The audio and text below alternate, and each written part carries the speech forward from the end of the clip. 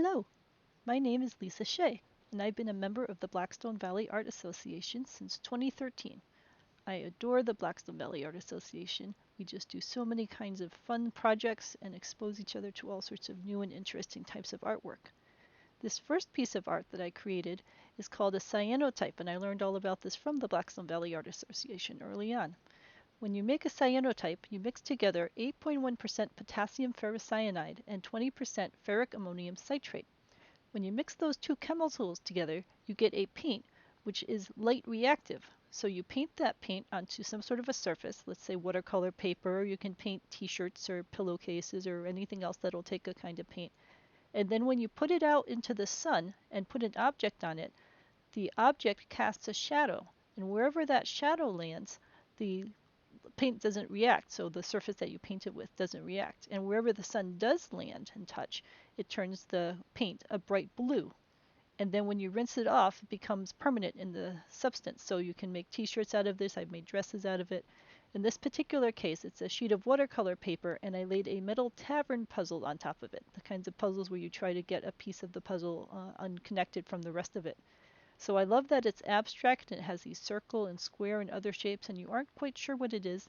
And I also love the textures of the paper itself, how there's these ripples and lines in it that are formed by the paper interacting with the paint, interacting with the shadows and the lights involved. This next piece is a cyanotype, and it was made with bicycle gears. My boyfriend for many years worked at a bicycle shop, so these are leftover bicycle gears from repairs that they did.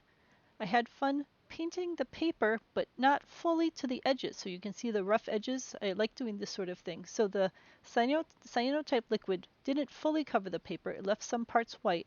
And then as I laid down the bicycle gears on it and exposed it to the sun, we get the pattern of the gears, but then we also get the pattern of the painting that I did. So I enjoy doing this immensely, where I have the paint itself offering different kinds of edges and shadows, and then the objects that I put on it creating new patterns. I tend to like abstract sorts of patterns, as you can probably tell, but they're still concrete in the sense that you can tell that these are gears and that the gears are connecting or not connecting in different kinds of ways. Now we switch over to my love of film photography. This was taken with a Holga film camera. Holgas are 60 millimeter film size, which is medium format film. So it's about twice as large as the old 35 millimeter film size. So these are called medium format. In 1982, when people were still using film cameras, China decided they wanted to come out with a film camera. And when they looked between the 35 millimeter and the 60 millimeter, they decided to go with 60 millimeter because they thought it was more popular. So they put out this Holga, which is a very inexpensive plastic cheap camera. And then all of a sudden the world went to digital, so then people weren't even buying film cameras anymore. But I love Holgas because they provide all sorts of wild effects. The camera is plastic, so you have to tape it up. The lens is plastic, and you never quite know what you're going to get. And also with the medium format, you get these nice big shapes, and they're only 12 on a roll, so you have to really be picky about what you're going to take a picture of. This picture is my boyfriend Bob playing in a band. He plays with Far From Eden, and that's him and his bass guitar. And I like how the long exposure makes his hand sort of ghostly and gets the sense of his movement, and how you just get him and the guitar and everything else fades to black. This next picture was taken with a Holga film camera in black and white, and it was taken at the Walter Plant Square in Philipsburg, which is the capital of St. Martin. St. Martin is a fascinating island because half of it is Dutch, which is called St. Martin, and the other half of it is French, which is also called St. Martin, just spelled a little differently. I love how there's a timeless feel about this image, even though I took it in modern times, because I was taking it with a very inexpensive film camera, the Holga. I ended up getting all of this film grain on it, and the contrast from light and dark and the light flares and everything that the Holga is known for.